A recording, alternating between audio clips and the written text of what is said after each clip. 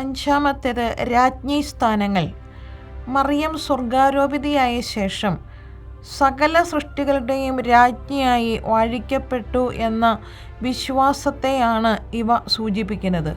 ഉദാഹരണത്തിന് മാലാഖമാരുടെ രാജ്ഞി, സമാധാനത്തിൻ്റെ രാജ്ഞി എന്നീ വിശേഷണങ്ങൾ ഇത് നമ്മെ ഓർമ്മിപ്പിക്കുന്നു.